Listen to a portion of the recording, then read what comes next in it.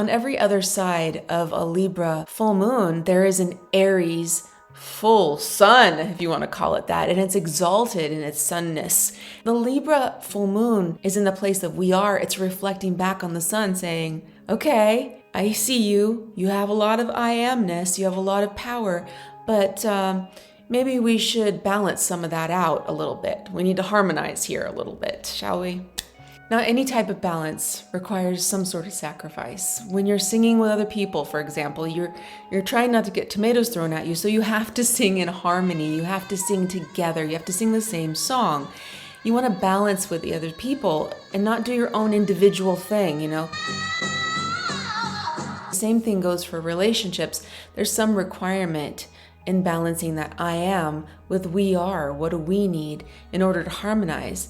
And you might have noticed that Libra is the only zodiac sign that's represented by an inanimate object, the scales. It's the cardinal air sign, and it's really known for relational action. There's an impartiality to Libra and an underlying rationalism that's not really talked about much.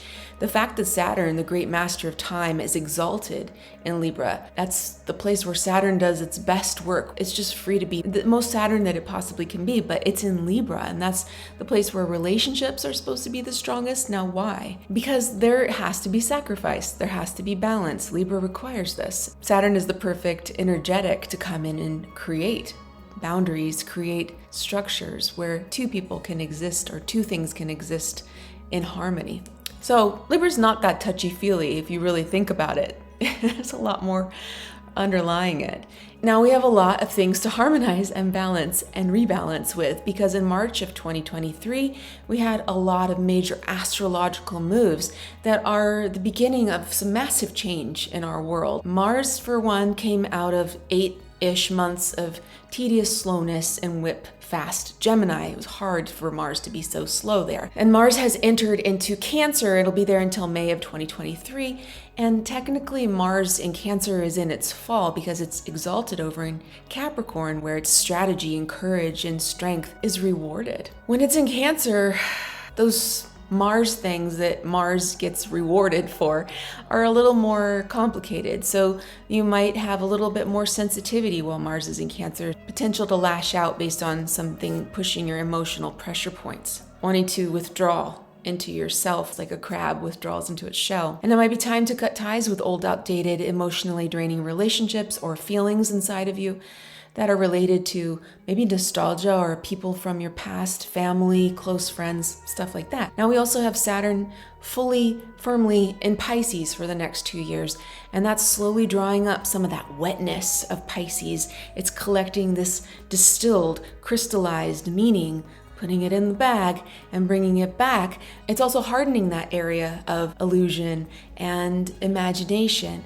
It's saying, reality check. What's real and what's not. The third thing, we have Pluto in Aquarius, taking its first little baby toe dip into the whole new Aquarian landscape. It's part of this 18-month labor until a final delivery of Pluto into the sign of humanitarianism and progressive ideology. That's Aquarius. In April, we're getting used to these new waters. Are you feeling it? I'm feeling it. There are big changes. The game is afoot. I'll sidebar. May I approach the bench, Your Honor? The game is afoot is a saying that appeared over 500 years ago when Shakespeare made it up.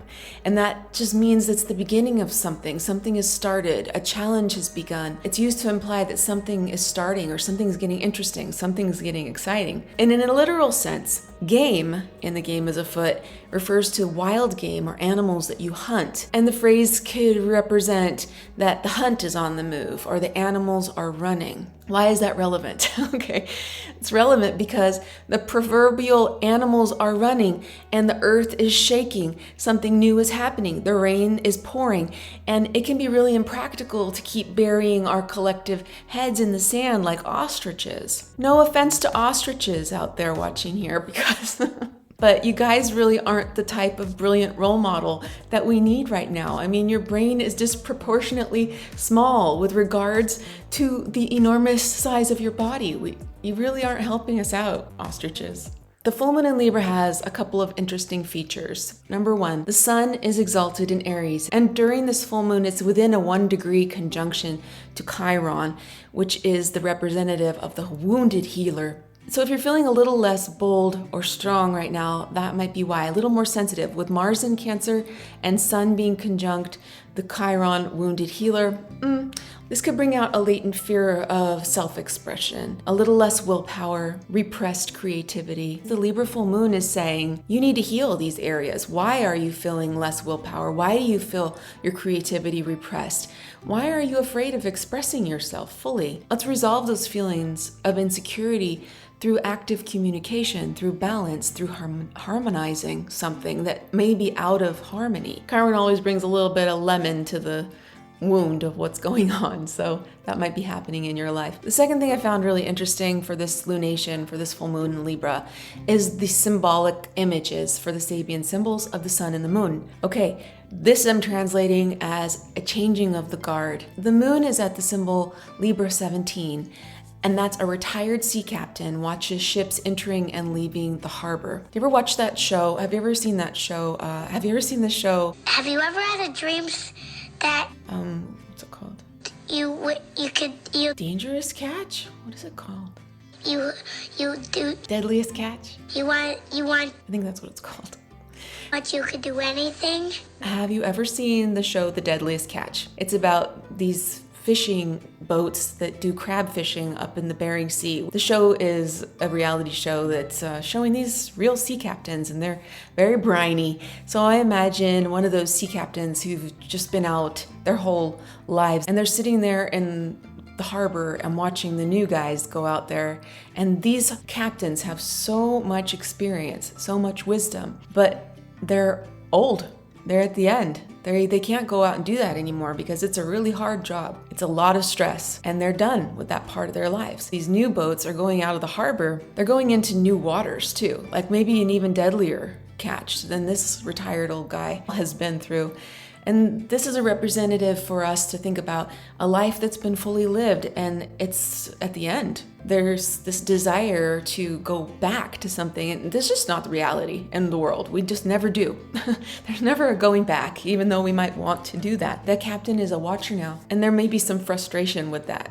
And so if we put ourselves in the place of that retired sea captain, it speaks of a necessity for reflection. Time has gone by, things change, it's inevitable. Part of us is asked to be a spectator. And the sun is coming in Aries 17, which is the symbol for two dignified spinsters sitting in silence. So I'm going to modernize that right now. I don't like that. Spinster is not a dignified enough word to describe females that are self-contained. I don't like it. So I'm going to change that to two independent elder women sit in noble silence. I think it's better. So Dane Rudyard says in a reformulation of the Sabian symbols, the keynote for this symbol is the ability to transform a natural lack of potency into poise and inner serenity. That is outdated as well, and it requires some more reformulation. There is nothing impotent about a woman choosing not to partner or have children. Even in this symbol, we're seeing that there's a seed of revision needed, some newness, some refreshing of the narrative, refreshing of the language. But things are changing, and I'm thinking about these two elder women sitting in silence, in their wisdom, in their nobility. A lot of us don't really value the wisdom of the elder. We think their wisdom isn't relevant because things are changing so fast. The world's changing, and we're going to see drastic change within the next few years as we're birthed into a revolutionary period, a big one. But both of these symbols are representative of elders that have come to an end of their cycle, where they're sitting in wisdom, where they're sitting in their own experience, but things are changing so much that it's also possibly not as valid for the future in the way we see it. But the truth is it's even more valid because a lot of things we've lost in our desire for modernity, in our desire for change. We've lost the wisdom of the past, or a connection to the wisdom of the past. So for this full moon, we can access the elder inside of us, or older versions of us, and sift out the outdated parts that need to go into retirement and keep the wisdom that needs to be held, that's timeless. This newness is being birthed out of chaos right now with unclear results at this time. Any full moon is symbolic of a time of reflection, a clear view, a bold illumination. So we can let this newness of whatever is happening from March and all these transitions mingle with our minds. We are the watchers of the boats. We are the elders sitting in noble silence. We are awaiting. We need to look inward as we prepare for new waters to navigate, and we need to be ready for this chaotic thing because the game is most definitely afoot. I like you just the way you are. I wish you the best, and I'll talk to you next time.